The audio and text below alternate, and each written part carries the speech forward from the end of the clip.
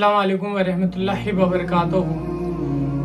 माशरे में जहालत का ये भी आलम है कि मुसलमानों में अक्सर देखा गया है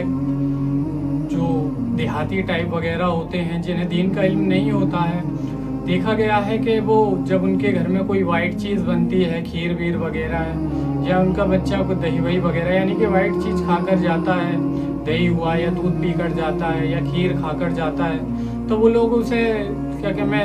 राख वगैरह जो होती है जलने के बाद जो राख बचती है, कंडे वगैरह या लकड़ी वगैरह जलने के बाद में जो राख बचती है उससे चटाते हैं कि बेटा इसे चाट ले कि कोई शैतान यानी कि कोई बुरी आत्मा वगैरह तुम्हारे पीछे नहीं लगेगी, उसका कोई असर नहीं होगा।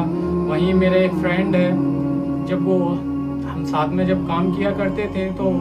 वो जब खीर वगैरह लाया करता था तो उसकी अम्मी जो थी वो लकड़ी का कोयला जो होता है ब्लैक कलर का, उसे खीर के अंदर उस टुकड़े को डाल दिया करती थी कोयले के। तो मैंने पूछा भाई ये सब क्यों, कि मैं पटरी यानी कि रेल क्रॉस कर कर आता हूँ, वहाँ पर कितने लोग मरते वगैरह हैं, तो कहीं मतलब उनकी रूहें मेरे ऊपर ना चिपक जाएं, तो इसलिए उससे बचने के लिए क्या मैं खीर के अंदर वो कोयला डाल के लाता था छोटा सा। मैंने कहा भाई ये कैसा लॉजिक है, ये कैसी बात है। मैंने कि जबकि अल्लाह ताला ने कुरान में खुद फरमाया सूरह मोमिनून में कि जब कोई शख्स मर जाता है तो उसकी रूह कब्ज़े करने के बाद में वो अल्लाह से फरमाता है कि अल्लाह मुझे इस दुनिया में वापस भेज दे, यानी कि जो कुछ भी तेरे नबी ने पैगाम हम तक पहुँचाया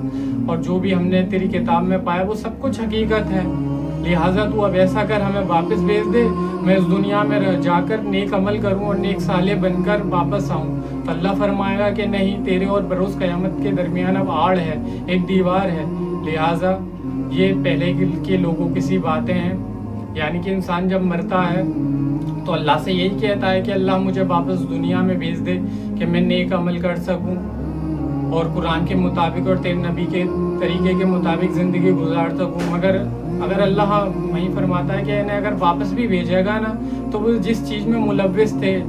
जिस चीज़ों में वो क्या मैं मुब्तला थे, बुराइयों में, गुनाहों में, उसी में ही जाकर पड़ जाएंगे, ऐसो है आशियत में पड़ जाएंगे, ऐसबाजी करेंगे।